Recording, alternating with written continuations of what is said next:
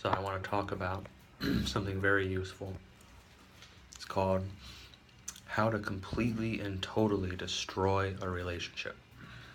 It's a very valuable skill.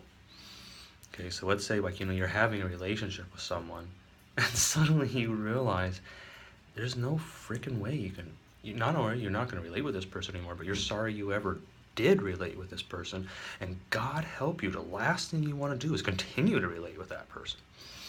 This happens to me.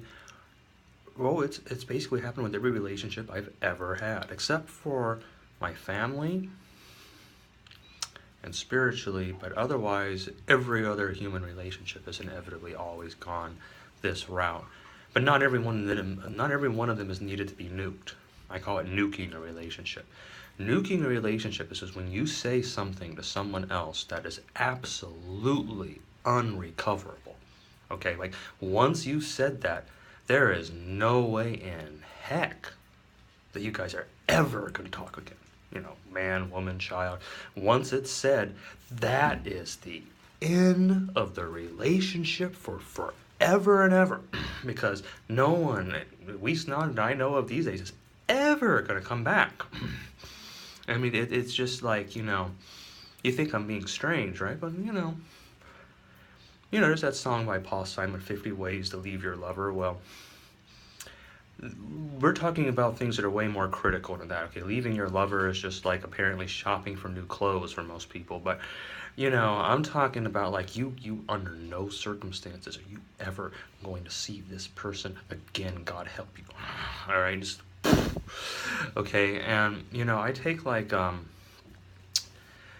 take it almost. I mean, I don't want this, and I realize it's not the way you're going to be happy in life. I don't go around looking for these things, but I've had it happen so many times.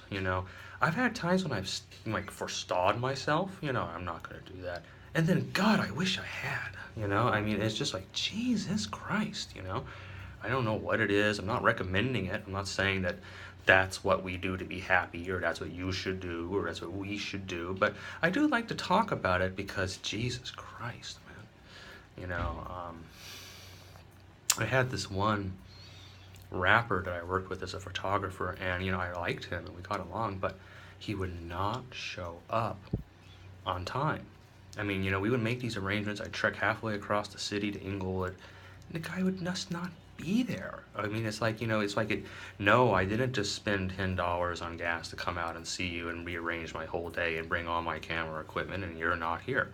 And he would just act like that was normal. Okay, now I learned later that, the cultures are different.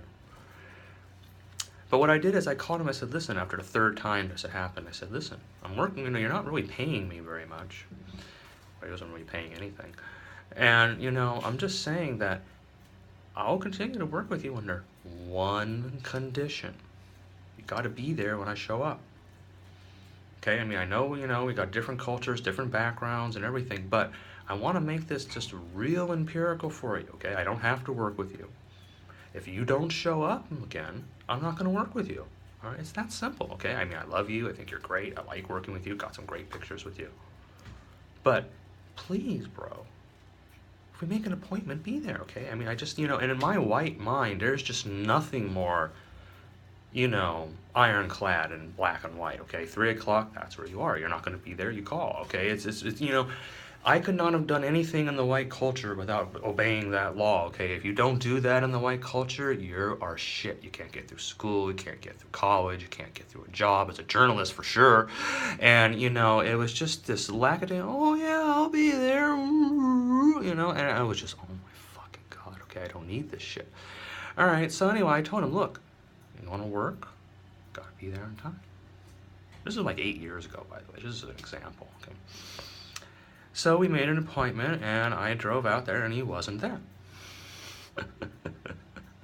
And he promised, don't worry, I'll be there. I understand, I'm hearing you, and I'm understanding you, and I will be there. Wasn't there. Didn't answer his phone, didn't say anything. So I said, okay, well, I guess that's it. And then I didn't think about it anymore, but then the idiot calls me back and tries to set up another shoot. And I'm like, okay.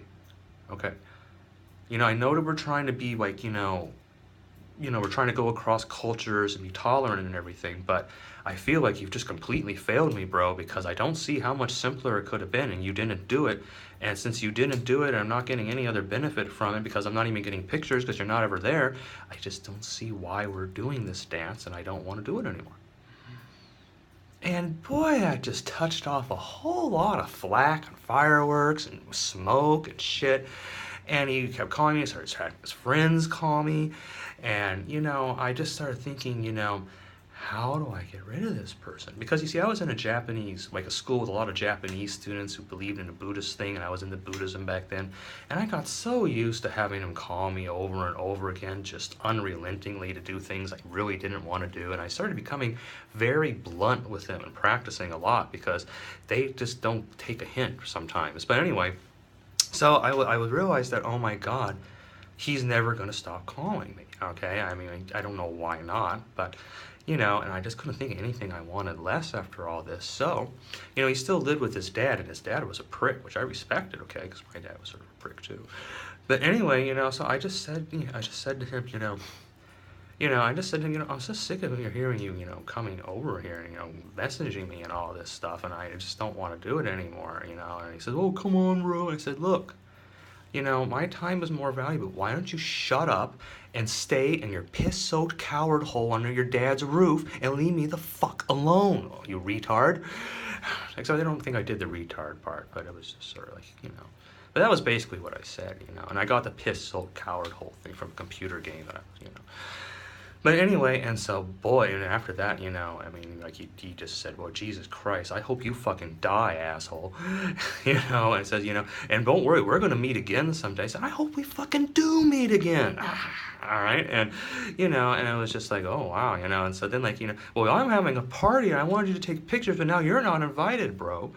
So I went to the page where he was having his party, and I wrote there, well, let's all have fun pretending this fucker is actually going to do anything with his goddamn life when he can't even show up for his own party, I bet, right? Is he going to show up for that? And I was just like, and then I never heard from him again. But that's like, that's a good way to nuke a relationship, okay? It's just fuck them, all right? It's like, I'm just so fucking tired of it, I had this other person, like, okay, her name was Cheryl, and she had this cute little daughter, okay, that was 16, and she'd adopted, okay, because her mother, the daughter, the 16-year-old girl's mother, was a drug addict, and she died from a drug overdose, and so she fought, and this, and she adopted this girl, and it was, like, awesome, and she raised her and did all these things. And so then one day she asked me, will you take pictures of my beautiful daughter who's graduating from high school? So I did. I took pictures. She was there. I went to Newport Beach. Took these unbelievable pictures. Some of the best pictures of my career, okay? Wasn't for free, because after all, everyone, they didn't have a lot of money or anything. And then they started wanting prints. So I said, okay, well, you can have prints for cost, right? And, like we would do all that and that, and I made all these prints. I said, listen, you owe me $60 for these prints. Okay, well. But then it turned out that they were going to be moving because everything was changing all of a sudden. And I was like about 2 months later, and I asked, like, hey, when am I going to get my $60? Oh, David. And, and this is like, again, these weird friends, you go over there to eat and do all these, fun things. And she'd taken all my pictures. She'd framed everyone. Now, to give you an idea, I've never had the money to frame my own pictures, okay? But she had all these frames. She framed all these pictures and put them all over the house, okay? And then, like, so, like, about 2 weeks after, going there and seeing my pictures that I just printed, I said, hey, where's my $60? She says, how could you ask for your $60 after all we've been through together? I said, well, actually, I thought because of all we've been through together, I could expect to get my $60. And, and it just, again, it's this weird, like, Twilight Zone thing of, like, how the fuck did we end up here? That often happens with women more than men, but it happens just about with everyone and everything, so I can't even be sexist on this, and I'm like, okay, well, so I waited another 2 weeks. I didn't hear a word, and it was getting to the point where I needed $60, okay? I really did, So, I sent her a message saying, hey, when can I expect my $60? Didn't hear anything. I said, listen, I have like a car and the part went out on it right now, and for $40 I could replace it, but I don't have it, so if you give me my $60 it would really help me out right now. Oh, answer, you know. So then I said, look, you know, what is it about being friends that you didn't understand, or about business relationships that you didn't get? She says, I just can't believe that you're heckling me in this time of stress when, you know, I've given you all this good food and you've been my guest so many times. So I just, you know, I just lost it. I just never wanted to see her again, never wanted to have anything to do with her again. And so, you know, I said, well, I guess it's going to be really good for your daughter that I took pictures of when she, you know, knowing that her, you know, her mother was a drug addict and her surrogate mother's a thief. And boy, that just, you know, it's just like, you know, I'm never speaking to you again. You just lost a friend. And it's like, well, I'm glad, you know, and that's about, you know, yeah, you know. And so then she's like screaming, and so then like 3 days go by, okay, and I'm just sleeping in the middle of the night, and I wake up at 3 in the morning, like 3:01 or something, you know, and I can just feel her thinking about me. I've never had it. It was just unbelievable. I could just feel her going, I can't believe I ever listened to David and his lies. And I'm going, holy shit, you know, what did I ever fucking do, you know? So, I mean, you know, the most I could figure out is just by saying what I thought was the truth, I somehow stepped on some sacrosanct thing about how we would never say those horrible things about our poor daughter, even though we can pretend like you don't exist while her pictures hang all over my house. And, you know, I felt like, yeah, I captured something beautiful about her daughter. So, you know, I figured like I could talk about it with horror and aghast, what was happening around her daughter, you know, and what a horrible thing, right? And so anyway, I just couldn't believe that she was actually having this temerity to think that, you know, if that was even happening, who knows, right? But I'm up, it hurts, you know, whatever. So I got out my phone and I texted her, I said, you know, so-and-so, stop thinking about me. And then it stopped. So anyway, I'm telling you, you know, if someone is really fucked with you and, you know, you're like, you know, Jesus, how do I get rid of this person? You know, don't hold back. Nuke the relationship. Nuke it out and just surface of the moon nuke, okay? Because why not? You know, they're all just disposable napkins out here.